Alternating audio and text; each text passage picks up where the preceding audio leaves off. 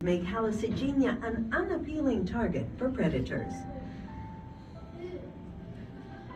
What events entomb such a strange zoo of delicate creatures? Perhaps storms or mudslides swept them into deep, stagnant waters where they were quickly buried, resurfacing 500 million years later as the fossils of the Burgess Shale.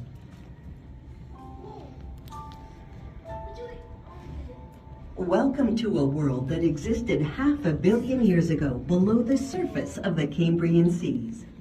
These animals are among the first complex creatures to appear in the fossil record.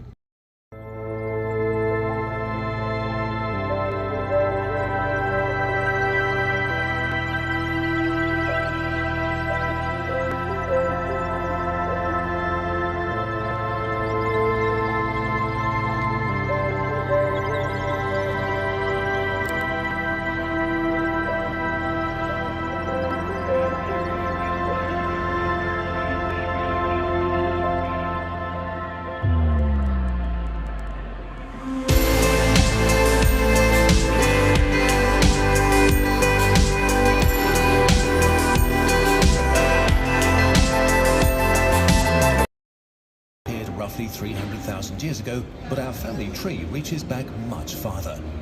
Around 30 million years ago, the first apes and monkeys diverged from a common ancestor. Early hominoids differed from their monkey cousins mainly by the lack of a tail, but also an increased mobility at the shoulders that enabled them to swing through the forests. After this split, it took hominoids 12 million years to diversify and evolve into the first human-like apes, the hominids.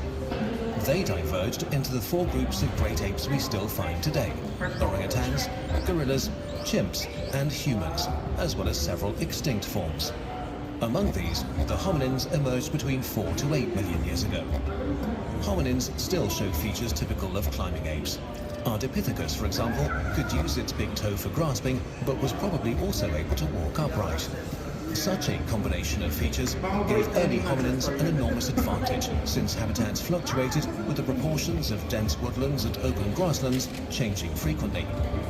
Some of the most advanced hominins were the Australopithecines, which appeared around 4 million years ago. They were fully bipedal, but still possessed many features characteristic of modern non-human apes. Even though their brain remained small, they may have been the first apes to have used tools, which likely helped them spread throughout Africa.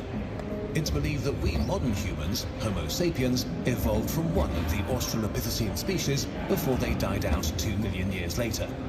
But there wasn't only us. Up to 7 other species of Homo may have lived alongside our ancestors for thousands of years. Homo habilis, for example, which showed more slender proportions and a less protruding face. Or Homo erectus, which might have been the earliest of the hominins to use fire.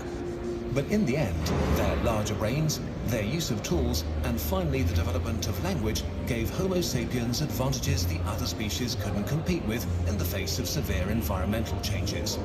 While all other species of Homo went extinct, Homo sapiens persisted, and we do so to this day.